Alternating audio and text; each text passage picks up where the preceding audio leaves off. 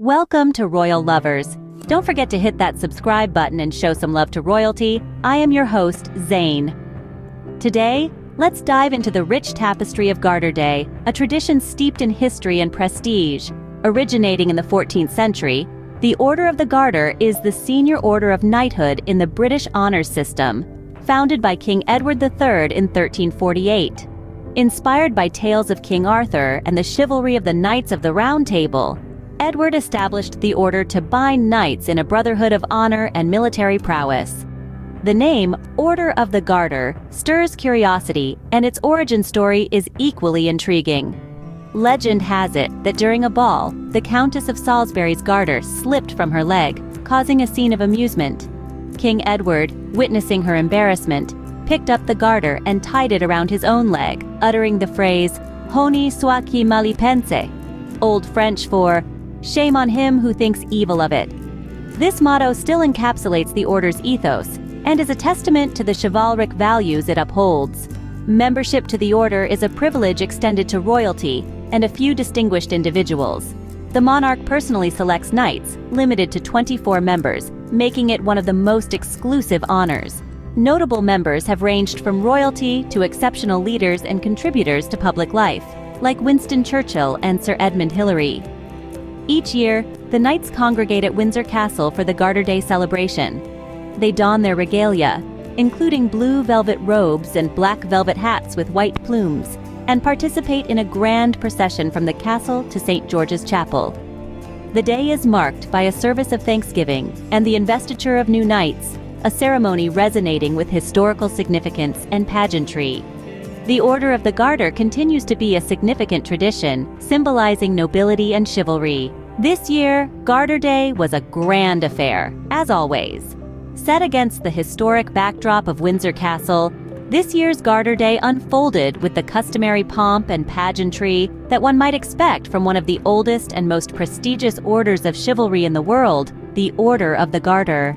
The event was graced by the presence of King Charles, who, as the sovereign, serves as the head of the order. His role during the ceremonies is central, not just overseeing the proceedings, but also participating actively, adorned in the traditional robes and insignia of the order.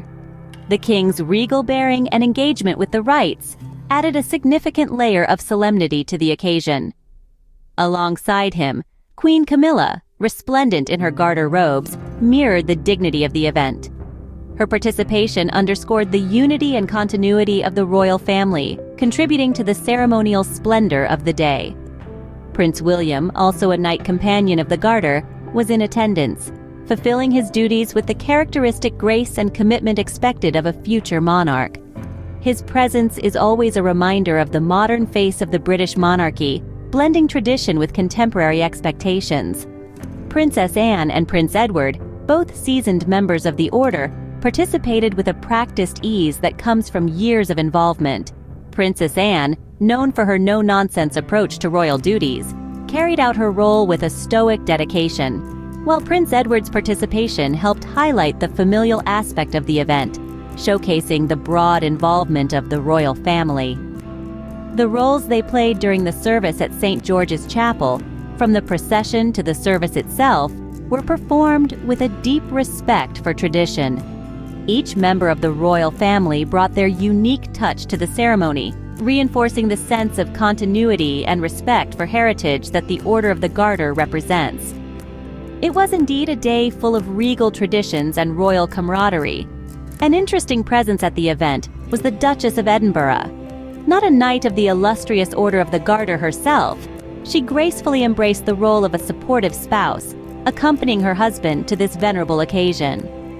Her participation, though not required by tradition, underscored the depth of her commitment to her family's royal duties.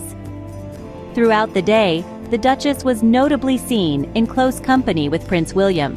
With the Princess of Wales absent from the event, the Duchess's interactions with William drew particular attention. Observers could not help but notice their relaxed camaraderie as they shared smiles and engaged in what appeared to be heartfelt conversations. This dynamic duo highlighted a seamless blend of personal support and public duty, enhancing the event's familial atmosphere. Their time together wasn't just about fulfilling royal responsibilities. It was a testament to their mutual respect and the strong bonds that often form behind the palace doors.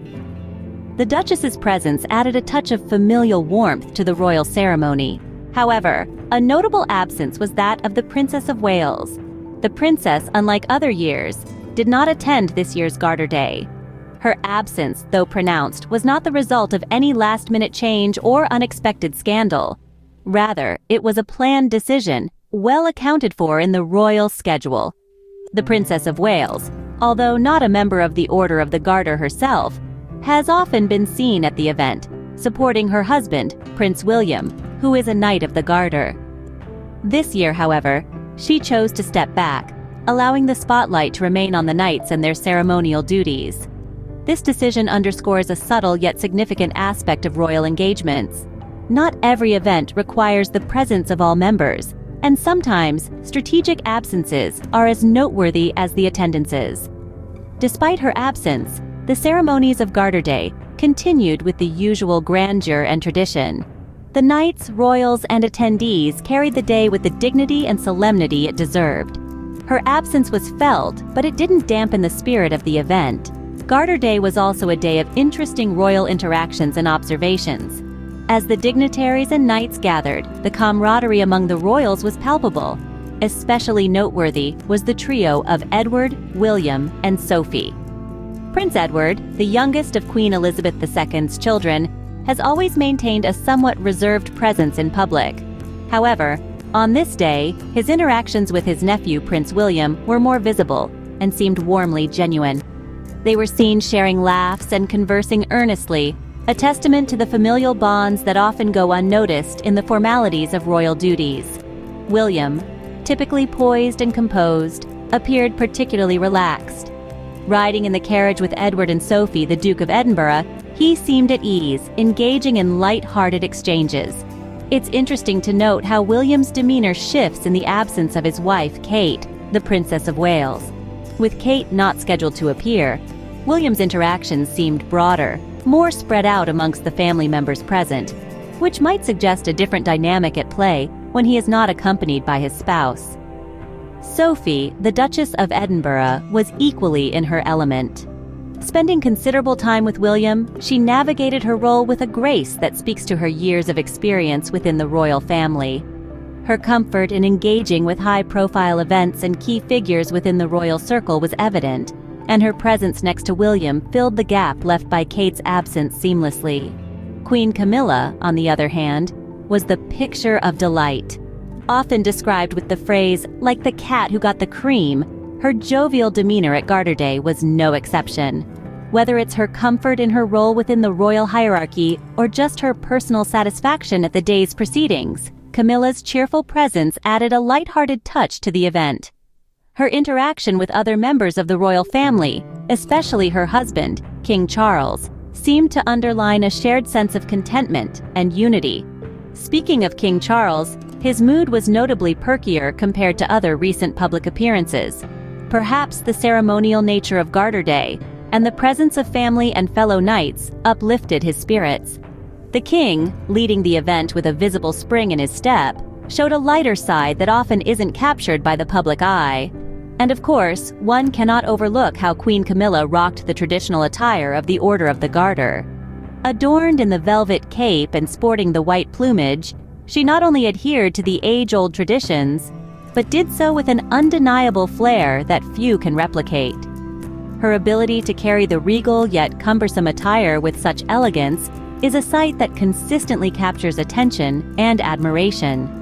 These interactions and observations give us a glimpse into the royal dynamics and personalities. As each member navigates their role within both the public eye and the private sphere of the family, events like Garter Day offer us a window into the subtle yet significant nuances of their relationships and individual characters. Garter Day 2024 was indeed a day of tradition, camaraderie, and interesting observations. Throughout today's discussion, we've traveled through the rich history of this storied event, highlighting its significance not just to the royals, but to the fabric of British ceremonial life. We've seen prominent figures like King Charles, Queen Camilla and Prince William actively participate, underscoring the event's importance within the royal family. We also touched on the notable absence of the Princess of Wales, a subtle reminder of the personal choices and official duties that shape public appearances. Meanwhile, the Duchess of Edinburgh's supportive presence alongside her family brought a personal touch to the proceedings, showcasing the tight-knit nature of royal interactions. Observations from the day provided us with a glimpse into the dynamics and relationships within the royal family, from shared carriage rides to the expressions captured by photographers, each adding layers to our understanding of their public and private personas. Thank you everyone for watching the video. Show some love by subscribing and sharing the video. Remember to leave a comment. Thank you. I am your loyal host, Zane.